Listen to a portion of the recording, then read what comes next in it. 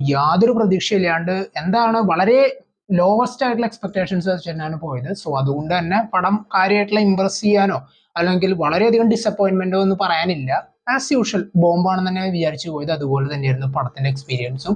ഈ സിനിമയ്ക്ക് ഇടാൻ പറ്റിയിരുന്ന പേര് ഗ്രേറ്റസ്റ്റ് ഓഫ് ഓൾ ടൈം ആയിരുന്നില്ല എന്ന് തോന്നി.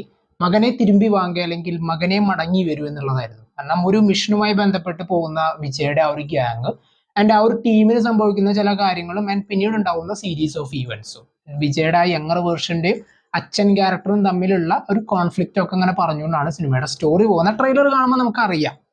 പക്ഷെ വെങ്കട് പ്രഭുവിനെ സംബന്ധിച്ചിടത്തോളം ഇപ്പൊ അദ്ദേഹത്തിന്റെ എല്ലാ മൂവീസും ഞാൻ കണ്ടിട്ടില്ല, കുറച്ചൊക്കെ പടങ്ങളെ കണ്ടിട്ടുള്ളൂ. ഇപ്പൊ ലാസ്റ്റ് ഇറങ്ങിയ മാനാടായാലും വളരെ ഇൻട്രസ്റ്റിംഗ് ആയിട്ടുള്ള ഒരു ടോപ്പിക്കിനെ വളരെയധികം നമ്മളെ കാണുന്ന ഒരു ഓഡിയൻസിന് എത്രത്തോളം എൻഗേജിങ് ആക്കണോ അതുപോലൊക്കെ ചെയ്തിട്ടാണ് കൊണ്ടുവന്നത്. ആൻഡ് അങ്ങനെയുള്ള ഒരുപാട് ഡയറക്ടേഴ്സിന് വിജയിലേക്ക് വരുമ്പോൾ അല്ലെങ്കിൽ അദ്ദേഹത്തെ വെച്ചിട്ടൊരു സിനിമ എടുക്കുന്ന സമയത്ത് എഴുതുന്ന സ്ക്രിപ്റ്റ്